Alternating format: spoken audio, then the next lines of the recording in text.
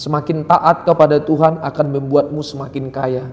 Ini pernyataan setan yang masih sering kita dengar di dalam gereja. Kalimat tersebut semakin sering terdengar dari mimbar-mimbar modern, disampaikan dengan suara lantang dan dibumbui dengan banyak kutipan-kutipan ayat yang lepas dari makna sesungguhnya.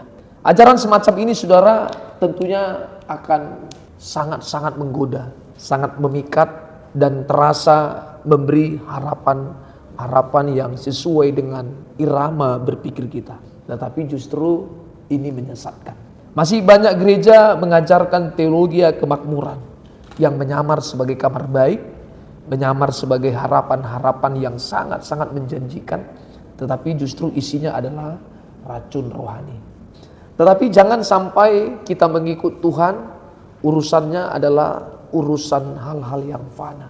Ini yang perlu kita benahi, ini yang perlu kita pikirkan bersama, sehingga pengikutan kita kepada Tuhan bukan tentang diberkati dalam versi kita, tetapi diberkati dalam versi Tuhan. Justru kita mengikut Tuhan Yesus karena kita sudah diberkati. Ia telah memberikan nyawanya, memberikan kehidupannya kepada masing-masing kita. Dan mestinya kita menyadari bahwa mengikut Yesus bukan supaya diberkati dalam versi kita, bukan supaya ditolong dalam versi kita, bukan supaya dipelihara dalam versi kita, tetapi semuanya harus dalam versinya Tuhan. Haleluya. Bapak Ibu Saudara, hal ini sering sekali disampaikan di mimbar-mimbar gereja. Semakin taat kepada Tuhan, semakin diberkati Tuhan. Maka harapan kita masih mengarah kepada harapan-harapan palsu. Mengikut Tuhan Yesus selalu memimpikan agar nasib kita di dunia ini berubah. Dari miskin menjadi kaya, dari sakit menjadi sehat. Ini adalah harapan-harapan palsu. Sehingga kita harus mengerti bahwa mengikut Yesus bukan soal sakit menjadi sembuh. Mengikut Yesus bukan soal miskin menjadi kaya. Tetapi mengikut Yesus bagaimana kita menyadari sebenarnya siapa Dia di dalam kehidupan kita. Tentu penyadarannya adalah Dia adalah Tuhan yang senantiasa setia kepada masing-masing kita, yang juga diperagakan oleh Yesus. Dia rela mati, memberikan nyawanya untuk menyelamatkan kita dari belenggu-belenggu dosa. Sehingga kalaulah kita sadar kepada Dia dengan ajaran semacam ini, kita tidak lagi ada tuntutan apapun. Kita tidak ada lagi mempersoalkan bagaimana kehidupan lahiriah kita. Tetapi memang kita harus bersuka cita, berjuang, semangat di dalam melayani Tuhan. Munculnya doktrin demikian, saudara, bahwa ketaatan akan selalu menghasilkan kekayaan. Ini menunjukkan kesesatan pemahaman akan makna ketaatan itu sendiri. Ketaatan dalam Alkitab tidak pernah dijanjikan sebagai jembatan menuju kekayaan materi. Kekayaan kepada Allah bukan ditunjukkan dari seberapa kita bisa makmur di dalam menjalani hari. Ketaatan kita adalah panggilan untuk tunduk sepenuhnya kepada kehendak Allah. Tidak ada bumbu-bumbu apapun, tetapi hanya memiliki satu tujuan, mengikut Yesus untuk menyenangkan hatinya, bukan untuk menyenangkan hati kita. Haleluya. Tetapi kita, saudara, masih sering terjebak. Yang selalu saya khotbahkan, saya sampaikan, jangan terlalu cengeng menjadi orang Kristen. Sehingga setiap apapun yang terjadi, kita mau menyampaikan kepada Tuhan supaya Tuhan menolong kita. Berkali-kali dan terus-menerus saya menyampaikan, tanpa kita berkata sepatah kata pun, Tuhan tahu apa yang terjadi dalam kehidupan kita.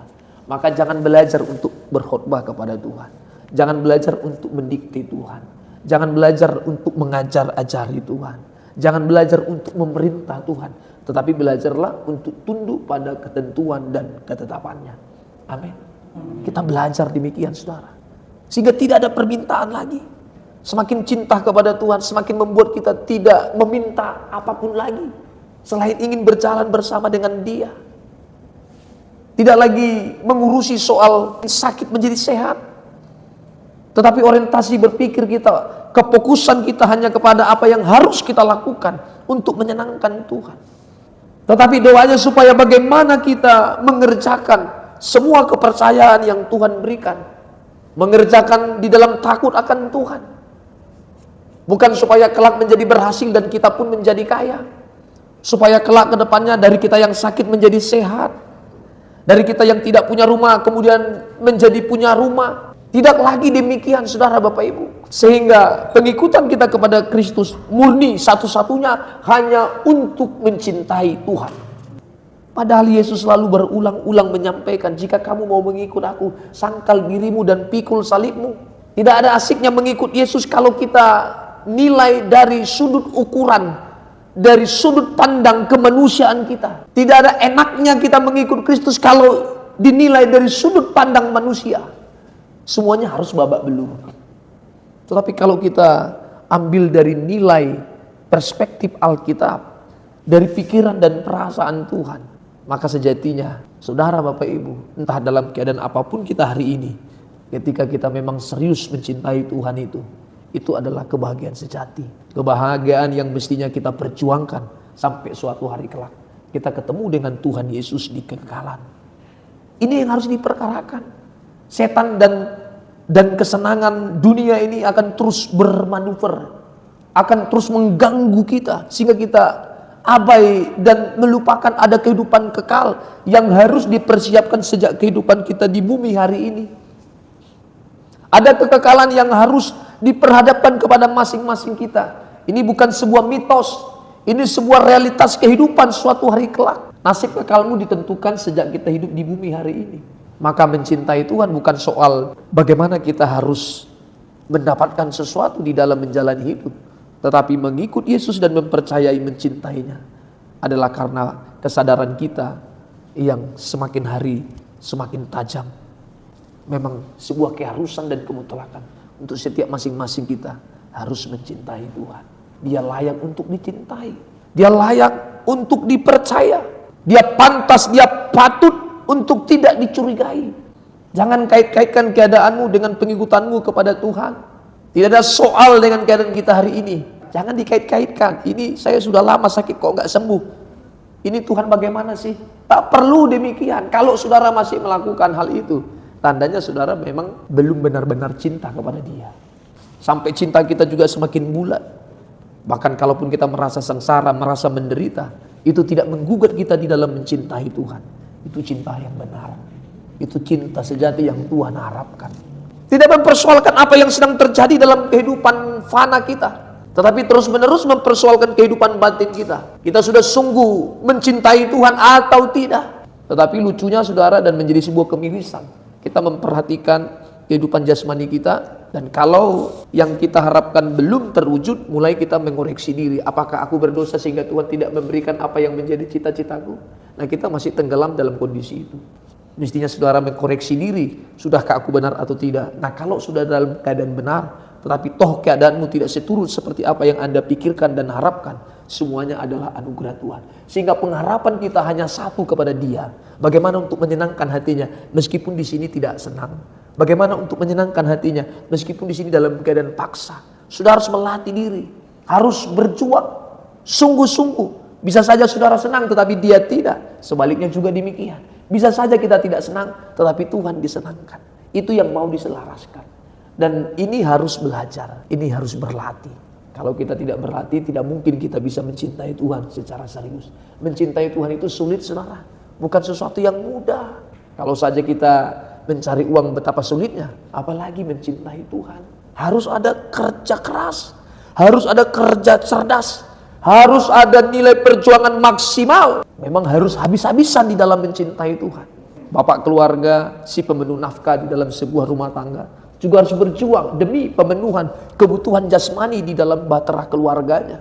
Lalu bagaimana di dalam mencintai Tuhan juga penuh tantangan, dan ini lebih sulit dari hal-hal yang sulit apapun di dunia ini. Mencintai Tuhan bukan perkara mudah. Harus menghabiskan seluruh waktumu di dalam mencintai Tuhan. Kalau saudara belum menghabiskan waktumu untuk mencintai Tuhan, maka sebenarnya kita belum mencintai Dia.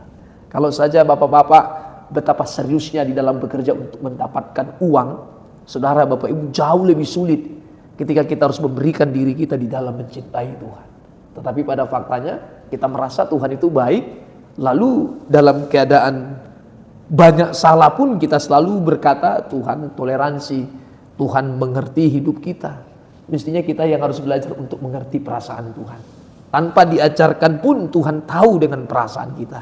Maka perasaan yang kita sadari sedang salah di hadapan Tuhan, itu yang harus diperbaiki, itu yang harus dibenahi.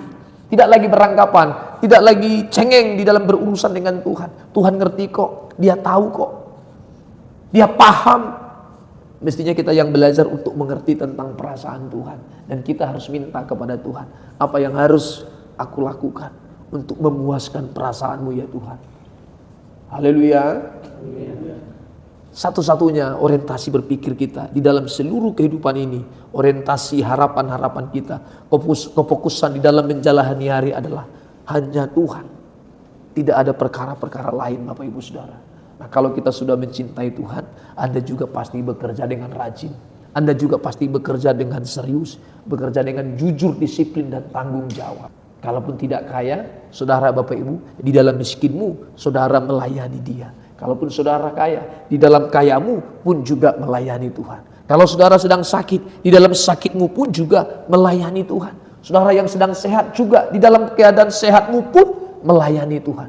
Maka keindahan kita di dalam Kristus bukan soal kaya bukan soal miskin menjadi kaya, bukan soal sakit menjadi sehat, tapi soal bagaimana kita meninggalkan hal-hal buruk yang selama ini masih kita lakukan.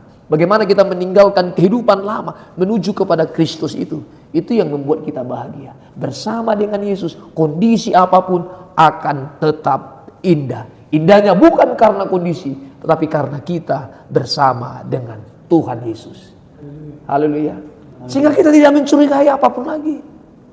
Kita hanya mencurigai diri. Jangan sampai pikiranku tidak serius berpikir tentang Tuhan. Jangan sampai hatiku tidak terikat kepada Tuhan. Jangan sampai perasaanku tidak terkoneksi dengan perasaan Tuhan. Itu yang perlu dicurigai. Jangan-jangan aku belum serius. Jangan-jangan aku hanya sebagai seorang Kristen bertopeng.